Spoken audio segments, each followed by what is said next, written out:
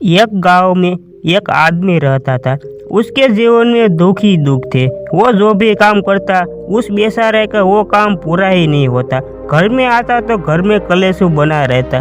किसी से कोई मदद मांगता तो कोई उसकी मदद नहीं करता। ऐसा लगता था कि चारों ओर से दुखों का पहाड़ उसी पर टूट पड़ा है। उसे समझ नहीं आ रहा था कि मैं इन दुखों से पार कैसे पाऊँ।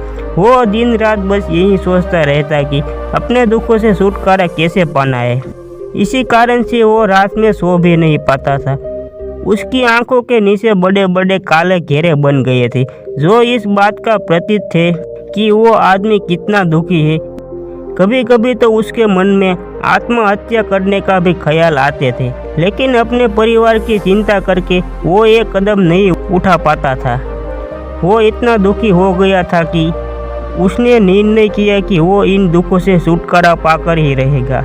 इसके लिए उसे चाहे कितनी भी मेहनत करनी पड़े, कुछ भी करना पड़े, चाहे अंगारों पर चलना पड़े, लेकिन इन दुखों से छुटकारा हासिल करके रहेगा। ऐसे ही उसने एक दिन अपने मित्र से पूछा कि मैं अपने जीवन को कैसे सुधारूं। उसके मित्र ने उसे बताया कि तुम्हें किसी बाबा के पास जाओ।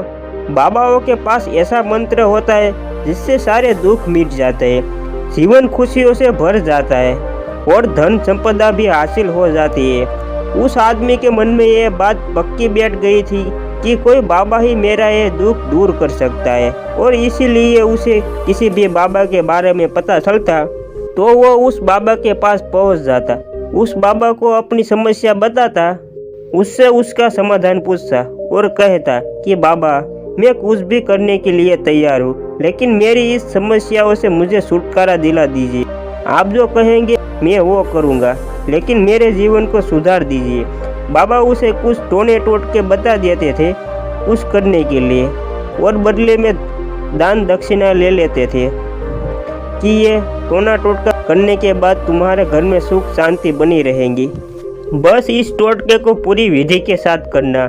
वो आदमी घर लौटकर पूरी विधि के साथ टोने टोटके करने लगा, लेकिन बहुत टोने टोटके करने के बाद भी उसके जीवन में कुछ बदलाव नहीं आया।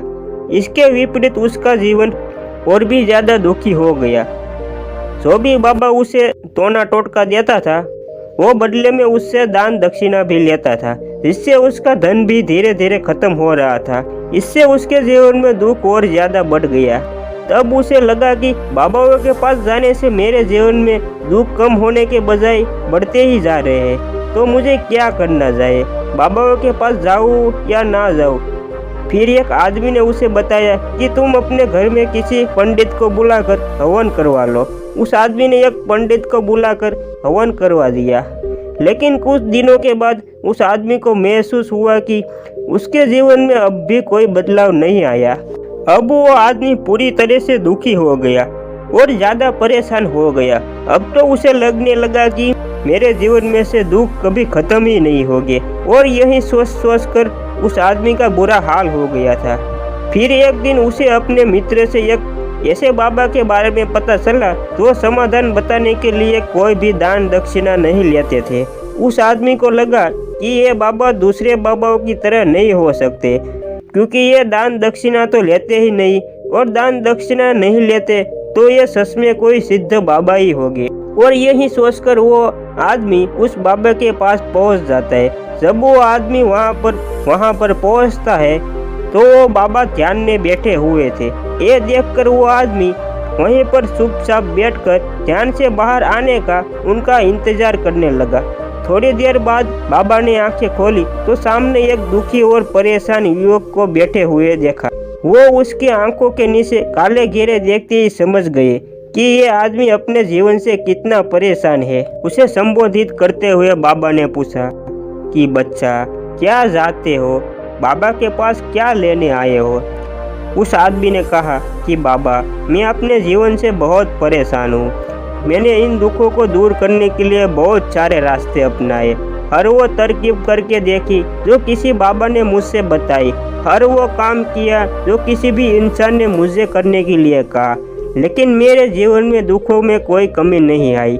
बाबा इसके विपरीत मेरे जीवन में दुखों में बढ़ोतरी हो गई। मुझे समझ नहीं आ रहा है कि मैं क्या करूं। कभी कभी तो मैं आत्महत्या करने की सोचता हूँ, लेकिन अपने परिवार की सोचकर मैं ये कदम नहीं उठा पाता। मैंने आपके बारे में बहुत सुना है बाबा, और मैं बहुत उम्मीद के साथ आपके पास आया हूँ। कृपया करके मुझे कोई ऐसा मार्ग बताइए जिससे मुझे अपने जीवन में छुटकारा मिल जाए। मैं अपने दुखों से छुटकारा पाने के लिए कुछ भी कर सकता हूँ। बाबा ने महसूस किया कि आदमी तो सच में बहुत परेशान है। बाबा ने उसकी बात सुनकर कहा कि बच्चा, दुखों को दूर करने के लिए मंत्र ऐसे ही नहीं मिल सकते। मंत्र पाने के लिए कुछ करना पड़ता है। तुम कुछ कर सकते हो।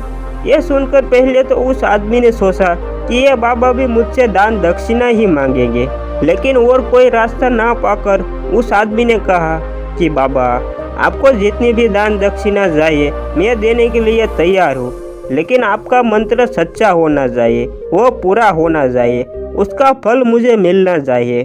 उसके बाद मैं आपको जो भी दान दक्षिणा लेना चाहते हैं वो दे दूंगा। बाबा ने कहा, दान दक्षिणा तो बहुत छोटी सी चीज़ है, मुझे वो नहीं चाहिए। इस पर वो आदमी सोच विचार कर बोला, तो बाबा, मैं अंगारों पर भी चलने के लिए तैयार हूँ, आप मुझे बस आज्ञा दीजिए। बाबा ने कहा कि अंगारों पर चलने वाली छोटी सी चीज़ मैं तुमसे नहीं, मैं जो तुमसे कराने वाला हूँ वो बहुत कठिन मंत्र है, उसे पूरा कर पाओगे? उस आदमी ने कहा कि बाबा, आप मुझे बताइए तो सही, मुझे करना क्या होगा? मैं कुछ भी करने के लिए तैयार हूँ। इस पर बाबा ने कहा कि यहाँ से जब तुम अपने घर जाओ तो रास्ते में अपने मन में ये दोहराते हुए जाना कि मैं सुखी हूँ, मैं सुखी हूँ, मैं सुखी हूँ। बार बार अपने मन में बस यही दोहराना, और याद रहे सुबह पर ये नहीं आना चाहिए, ये सिर्फ अपने मन में दोहराना है। ये सुनकर वो आदमी बोला, बाबा, बस इतनी सी बात, यह तो मैं सुटकी बजाकर कर लूँगा, लेकिन इससे होगा क्या? बाबा बोले कि इस मंत्र को करके तो देखो, वैसे भी तुमने इतने बाबाओं के मंत्र किए हैं, तो इस मंत्र को भी करके देख लो। उस आदमी ने सोचा कि बाबा कुछ दान दक्षिणा तो ले नहीं रहे, और छोटा सा मंत्र है, यह तो मैं कर ही लूँगा। वो बोला, ठीक है बाबा, मैं ये मंत्र जरूर करूँगा। वो आदमी ये कहकर वहाँ से उठकर चलने लगा, लेकिन जैसे ही वो चलने लगा, पीछे से बाबा ने बोला कि बच्चा, एक बात याद रखना, जब तुम ये मंत्र अपने मन में दोहराओ तो तुम्हारे मन में बंदर के विचार नहीं आने चाहिए, बंदर का ख्याल भी नहीं आना चाहिए, तो ही ये मंत्र सिद्ध होगा। वो आदमी बोला, मुझे तो आज तक बंदर का कोई विचार नहीं आया, तो अब क्यों आएगा? आप चिंता मत करिए बाबा, मैं बस अपने मन में यही दोहराऊंगा कि मैं सुखी हूँ, मैं सुखी हूँ, इसके अलावा बंदर का कोई विचार मेरे मन में नहीं आएगा। यह कहकर वो आदमी वहाँ से चल दिया। वो अपने मन में मैं सुखी हूँ, मैं सुखी हूँ, यह दोहराता हुआ थोड़ी दूर ही पहुँचा था कि उसके मन में अचानक बंदर का ख्याल आ गया। बंदर का ख्याल एक बार आया और चला भी गया, लेकिन उस आदमी ने सोचा कि आज तक मुझे तो बंदर का कोई विचार नहीं आया, यह आज बंदर का विचार क्यों आ गया? और ऐसे ही करके उसने उस बंदर के विचार को पकड़ लिया। वो यह भूल गया कि मुझे क्या मंत्र दोहराना है, और वो बंदर के बारे में सोचने लगा। जब थोड़ी देर बाद उसे फिर से होश आया तो वो फिर से अपना मंत्र दोहराने लगा जो बाबा ने उसे बताया था, मैं सुखी हूँ, मैं सुखी हूँ।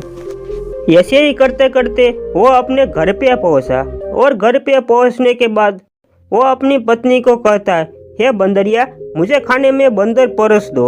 और जब उसे एहसास हुआ कि उसने क्या बोल दिया तो वो अपने बाल नोचने लगा। वो दीवारों में सर मारने लगा कि आज तक मुझे बंदर का कोई विचार नहीं आया, और आज मुझे ये क्या हो गया कि हर जगह मुझे बंदर ही बंदर नजर आ रहे हैं। यही सोच सोच कर वो आदमी रात भर सो नहीं पाया। रात भर करवटें बदलता रहा, और सुबह उठते ही वो सीधा बाबा के पास पहुंच गया और उनके चरणों में गिरकर कहा कि बाबा, पता नहीं क्या चमत्कार हो रहा है, आज तक मुझे बंदर का कोई विचार नहीं आया, लेकिन कल से जब से आपने मुझे कहा बंदर का विचार नहीं आना चाहिए, तब से मुझे हर जगह बंदर ही बंदर नजर आ रहे हैं। उस आदमी ने कहा कि बाबा, मुझे तो आपके पीछे पेड़ पर भी बैठा हुआ बंदर केला खाता हुआ दिखाई दे रहा है, ये हो क्या रहा है। बाबा ये सुनकर हंसने लगे। बच्चा, मन का जाल एक ऐसा जाल है जिसे समझ पाना इतना आसान नहीं है। बंदर तो तुम्हारे रास्ते में पहले भी आते थे। जब तुम मेरे पास आए थे तो इन्हीं पेड़ों पे ये बंदर घूम रहे थे, लेकिन तब तुम्हारे ध्यान में ये बंदर नहीं था। तब तुम्हारे ध्यान में सिर्फ अपने दुख थे। इसके बाद बाबा ने उसे बताया कि बच्चा, हम जिस चीज़ से दूर भागना चाहते हैं वही चीज़ हमारे मन में बहुत गहरे में प्रवेश हो जाती है, वो हमारे अंतर मन में समा जाती है। असल में हम जिस चीज़ से छुटकारा पाना चाहते हैं कि वो हमारे साथ बहुत गहरे से जुड़ी हुई है और आखिरकार वो हमारे अंतर मन में सा जाती है। ऊपर से तो हम चाहते हैं सुखी होना कि मैं सुखी हूँ, मैं सुखी हूँ। हमारे वर्ड भी यही बोलते रहते हैं, लेकिन हमारे मन में दुख समाये होते हैं, क्योंकि किसी भी चीज़ से छुटकारा पाने के लिए हमें उस चीज़ के बारे में सोचना पड़ता है, और हम जितना भी उस चीज़ के बारे में सोचते हैं वो उतनी ही गहरी हमारे मन में प्रवेश होती चली जाती है। अगर हम इस मंत्र को समझ लेते तो हम अपने जीवन में जो भी पाना चाहते हैं वो हमारे अंतर मन में बैठ जाता है, तो फिर सफलता पाने में कोई भी समस्या नहीं आती, कोई दिक्कत नहीं आती। तो दोस्तों, कैसी लगी ये आपको कहानी कमेंट सेक्शन में ज़रूर बताएं, और अच्छी लगी हो तो इस चैनल को सब्सक्राइब करना ना भूलें। तो मिलते हैं अगली कहानी में।